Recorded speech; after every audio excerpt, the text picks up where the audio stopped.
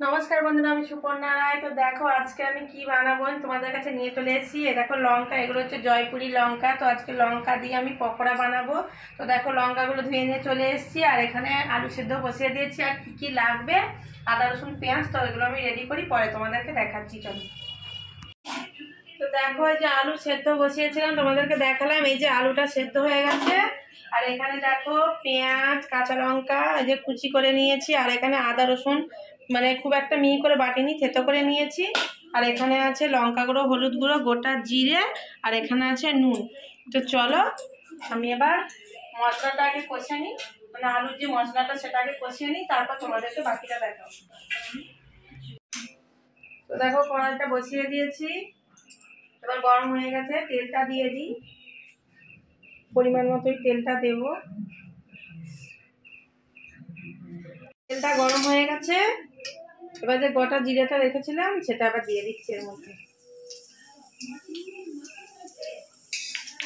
জিরেটা একটু লাল লাল হয়ে যাক, তারপর আমি পেঁয়াজ কুচিটা এর মধ্যে দেব।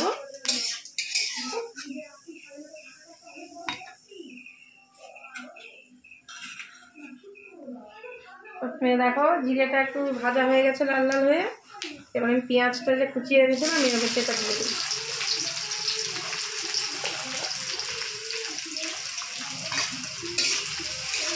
পেঁয়াজটা একটু লাল লাল করে ভেজে নিই।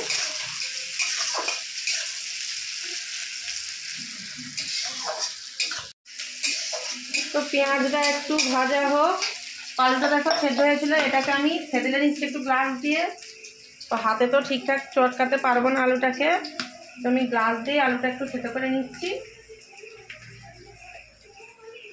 তো ভীষণ ঠান্ডা পড়েছে বন্ধুরা। এই ঠান্ডার সময় এই যে লঙ্কা পকোড়া, মানে আলু পুর দিয়ে লঙ্কাটা পকোড়া ভাজবো আর কি।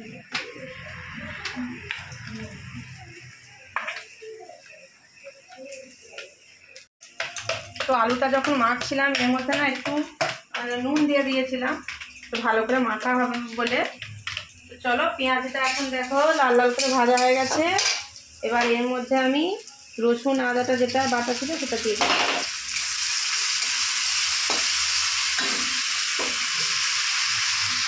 এবার যে লঙ্কা কুচিটা রেখেছিলাম এটা এর মধ্যে দিয়ে দিচ্ছি। কাঁচা লঙ্কাটা একটু কমই দিয়েছি, গুঁড়ো লঙ্কা দেবো বলে। তোমরা যারা ঝাল খাও তারা একটু বেশি পরিমাণে ঝাল দিতে পারো, আর যারা কম ঝাল খাও তারা কম লঙ্কা দিতে পারো, কোনো সমস্যা নেই। চলো এটা ভাজা হয়ে গেছে রসুনটা। এবার যে লঙ্কা হলুদের গুঁড়োটা রেখেছিলাম এটা এর মধ্যে আমি দিয়ে দিচ্ছি। এটাকে এবার একটু কষিয়ে নেব।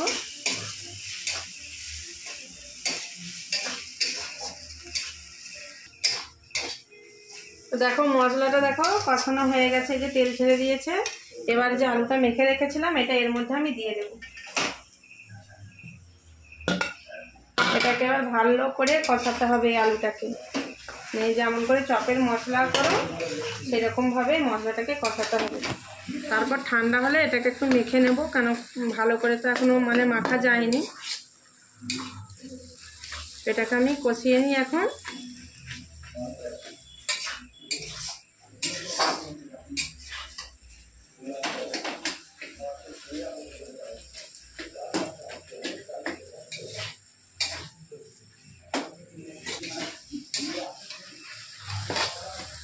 এটাতে তখন আমি একটু অল্প করে নুন দিয়েছিলাম, এর মধ্যে আরেকটু আমি নুন দিয়ে দিই। যদি কম পড়ে আবার তখন দেওয়া যাবে।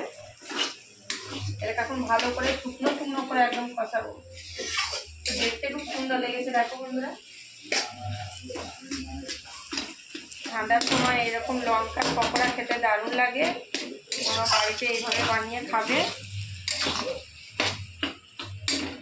বেসনটা এখনো গুলবো, এটা ঠান্ডা করতে দিয়ে যে বেসনটা লাগবে, তোমার কাছে বেসনটা বলা হয়নি, বেসনটাকে আমি গুলবো। তো এই মশলাটা এখন কষিয়ে নিই, তারপর বেসনটাকে গুলিয়ে তোমাদেরকে দেখাবো কি দিয়ে লাগছে বেসনটা। তো দেখো মশলাটা কষানো হয়ে গেছে, এটাকে আমি নামিয়ে নেব। তো এটাকে ঠান্ডা করতে দিয়ে তারপর আমি বেসনটা গোলাবো।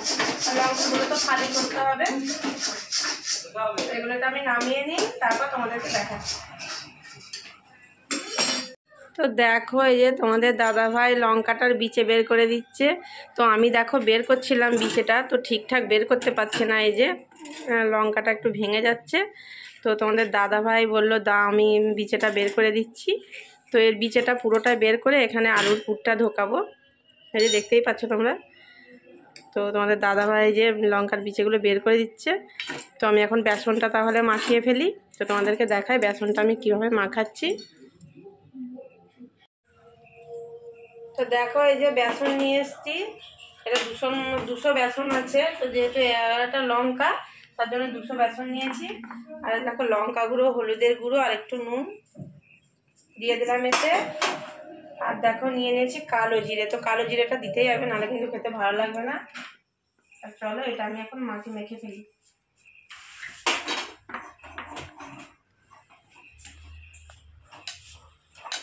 একটু জল দিয়ে এখন মাখিয়ে নিই, তারপর লঙ্কাতে আলুর পুরটা ভরবো।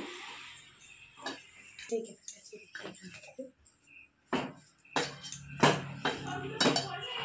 এটা এখন মেখে নিই, অল্প জল দিয়ে একটু মেখে নিই এটাকে।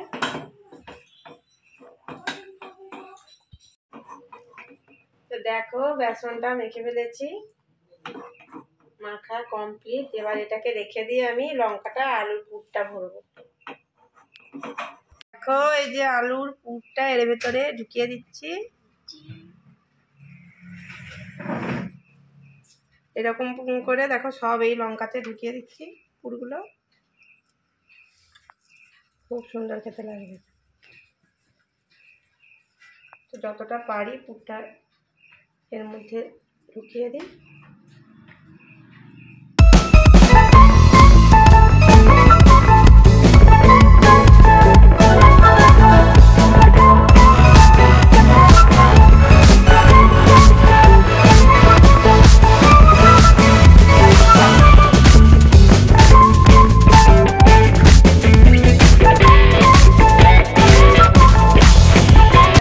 এইভাবে সমস্ত লঙ্কাগুলোকে আমি পুর ভরে নিচ্ছি। এই দেখো খুব সুন্দর দেখতে লেগেছে।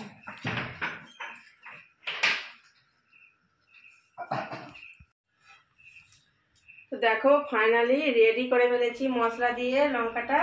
তো এটা তোমরা পকোড়াও বলতে পারো, লঙ্কার পকোড়া, কিংবা লঙ্কার চপও বলতে পারো, যেহেতু আলুর পুর দিয়েছি। তো চলো এটাকে শুধু ভাজলেই হয়ে যাবে বেসনে ডুবিয়ে। চলো এটাকে ভেজে নিই, তারপর তোমাদেরকে দেখাচ্ছি। দেখো খুব সুন্দর হয়েছে না দেখতে? দারুণ লাগছে কিন্তু দেখতে। তো দেখো বন্ধুরা, আমি লঙ্কার পকোড়াটা ভাজবো বলে এই দেখো তেল বসিয়ে দিয়েছি। তো চলো এখন পকোড়াটা ভেজে ফেলি। তো তোমাদেরকে পরে দেখাচ্ছি, তেলটা একটু গরম হোক, তারপর আমি পকোড়াটা ভাজবো। দেখো তেলটা গরম হয়ে গেছে, এবার আমি পকোড়াটা এর মধ্যে দেব। এই লঙ্কাটাকে একটু ভালো করে বেসনে একটু মাখিয়ে নিই, তারপর এটাকে ভাজবো। দেখো এটাকে ভালো করে বেসনে আমি মাখিয়ে নিলাম, এবার ভাজবো। তো দেখো এইভাবে আমি একটা একটা করে লঙ্কার পকোড়াগুলো ভেজে নিচ্ছি। তো সবটাই ভেজে নিই একটা একটা করে, তারপর তোমাদেরকে দেখাবো।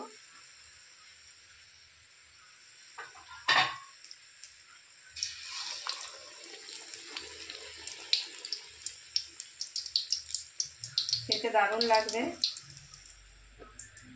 আলুর যে পুরটা ভেতরে দেওয়া আছে তার জন্য এটা খেতে খুব সুন্দর লাগবে।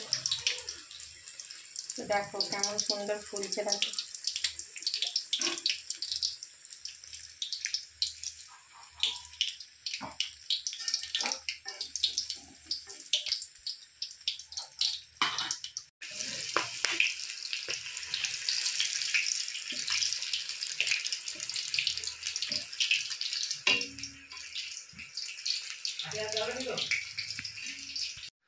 তো দেখো বন্ধুরা, লঙ্কার পকোড়া কমপ্লিট।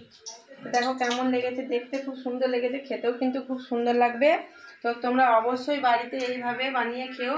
আর আমার রেসিপিটা যদি ভালো লেগে থাকে প্লিজ একটা লাইক কমেন্ট শেয়ার করো, আর আমার পাশে থেকো। আর যারা ফেসবুক থেকে দেখছো তারা প্লিজ একটা ফলো করো, আর যারা ইউটিউব থেকে দেখছো প্লিজ একটা সাবস্ক্রাইব করো। তো চলো আজকের মতো টাটা, সবাই সুস্থ থেকো, ভালো থেকো।